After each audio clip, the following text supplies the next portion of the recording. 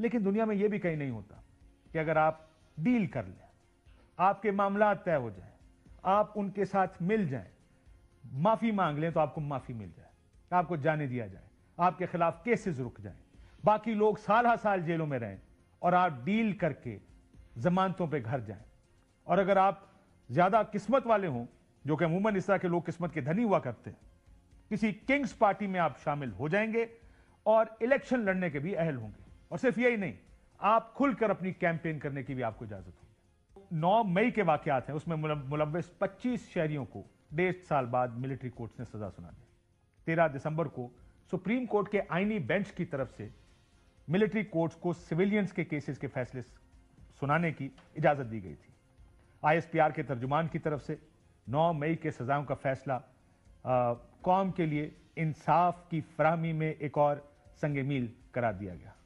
तर्जुमान पाक फौज की तरफ से यह भी कहा गया कि सही मानों में मुकम्मल इंसाफ उस वक्त होगा जब 9 मई के मास्टरमाइंड और मंसूबा साजों को आइन और कानून के मुताबिक सजा दी जाएगी।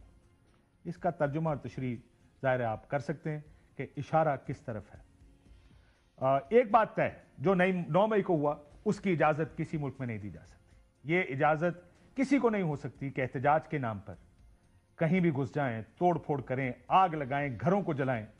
कुछ लोगों का यह ख्याल जरूर है कि अगर आप उनको भटका हुआ समझते हैं तो माफ कर देना चाहिए, लेकिन अगर आप अमेरिका देखें, दूसरी जमहूरियतें ऐसे वाकयात को बगैर सजा के नहीं जाने दिया जाता। और इसकी वजह यह ताकि मिसालें कायम की जाएं और मुस्तकबिल में कोई भी इसे ऐसा काम करने से खौफ खाए और इससे दूर रहे। लेकिन दुनिया में यह भी कहीं नहीं होता कि अगर आप डील कर लें, आपके मामला तय हो जाए, आप उनके साथ मिल जाएं, माफी मांग लें तो आपको माफी मिल जाए, आपको जाने दिया जाए, आपके खिलाफ केसेस रुक जाएं, बाकी लोग साल हा साल जेलों में रहें और आप डील करके जमानतों पे घर जाएं। और अगर आप ज्यादा किस्मत वाले हों, जो कि अमूमन इस तरह के लोग किस्मत के धनी हुआ करते हैं, किसी किंग्स पार्टी में आप शामिल हो जाएंगे और इलेक्शन लड़ने के भी अहल होंगे। और सिर्फ यही नहीं, आप खुलकर अपनी कैंपेन करने की भी आपको इजाजत होगी। यह पाकिस्तान का अलमिया, हमारे यहां पर ऐसा भी हुआ है। एक और चीज जो बड़ी यह नहीं होनी चाहिए लेकिन हुई हमारे मुल्क में, ये अमूमन हम फिल्मों में देखते हैं कि छलावे की तरह एक शख्स एक वक्त में कराची, लाहौर, रावलपिंडी, सरगोदा और मियांवाली में बैक वक्त मौजूद है। और इस तरह की एफआईआर बहुत से लोगों के खिलाफ दर्ज है। केसेस बनने चाहिए, सजाएं होनी चाहिए, लेकिन यह भी नहीं तासुर जाना चाहिए कि लोगों को उनकी सियासी वाबस्तगियों की वजह से सजा दी जा रही है।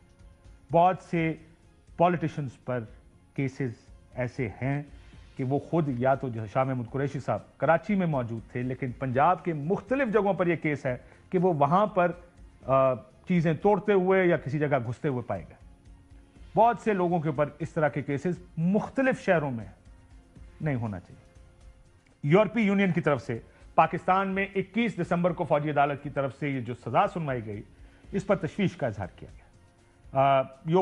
जो यूरोपियन एक्सटर्नल एक्शन सर्विस के जो लामिया सामने आया, उसके मुताबिक उनकी नजर में इन फैसलों को उन जिम्मेदारियों से मुतसादिम समझा जाता है जो पाकिस्तान में या पाकिस्तान ने शहरी और सियासी हकूक के बैनुल-अक़वामी जो कवानीन हैं उनके तहत कबूल किए हैं। ICCPR मुआहिदा जिसको हम कहते हैं, उसके आर्टिकल 14 के मुताबिक हर शख्स को अदालत में मुनसिफाना और अवामी मुकदमे की समाअत का हक हासिल है, जो आज़ाद, गैर जानिबदार और अहल हो और उसे मुनासिब और मौसर कानूनी नुमाइंदगी का हक हासिल हो। यूरोपीय यूनियन की जानिब से जारी बयान में GSP+ का जिक्र करना और यह कहना कि GSP+ को जारी रखने के लिए इन कवानीन पर अमल करना और यकीनी बनाना ये पाकिस्तान ने साइन किया है, एक अलार्मिंग बात है। GSP+ हमारी एक्सपोर्ट्स यानी बरामदात उनके लिए इंतहाई अहम है।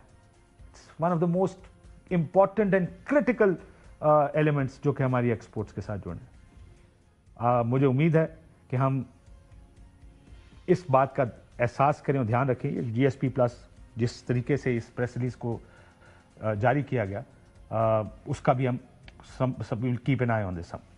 जैसे मैंने शुरू का पहला जुमला कहा था कि हुकूमत और तहरीक इंसाफ की मुज़ाकराती कमेटियों के दरमियान आज मुज़ाकरात का दौर शुरू हो गया। अच्छी बात है, मैं तो हमेशा से इस बात का एडवोकेट रहा, वकील रहा कि मुज़ाकरात सियासी जमातों के दरमियान ही होने चाहिए। इस मुल्क को अगर आइन और कानून पर ला सकता है कोई, तो ये सियासी जमातें सिर्फ इकट्ठे होकर ला सकती हैं, वरना ये मुल्क उधर नहीं जाएगा। मगर तहरीक इंसाफ की जिद थी कि बातचीत करनी है तो सिर्फ इस्टेब्लिशमेंट के साथ करनी है। वहां से बार बार इनकार के बाद अब लगता है कि मुज़ाकरात सियासी जमातों में शुरू हुआ। लगता ऐसा है कि हैरानगी भी हुई, मुझे नजर यूं आ रहा है कि ऑप्शंस कम है, लेकिन तहरीक इंसाफ कुछ बेताब है मुज़ाकरात के लिए, क्योंकि मुज़ाकरात में देने के लिए किसी के पास कुछ नहीं।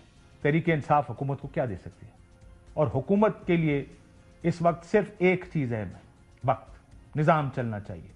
और यह फैसला हो चुका कि चलना भी ऐसे ही है जैसा यह निज़ाम है। क्या पीटीआई में यह सोच आ चुकी है कि अब डील करनी पड़ेगी, इमरान खान साहब को बाहर निकालना है, इंतजार कर लें कुछ अरसा। लगता मुश्किल है, क्योंकि इमरान खान साहब के बयानात इसके बिल्कुल मुतजाद या उल्ट आते हैं, क्योंकि ऐसी डील तो साल पहले भी की जा सकती थी। आखिर इन मुज़ाकरात से क्या निकलेगा, क्या दे सकता है कोई किसी को। आज भी 2 जनवरी की तारीख तय हुई है, यानी किसी को नतीजे की भी शायद जल्दी ना हो।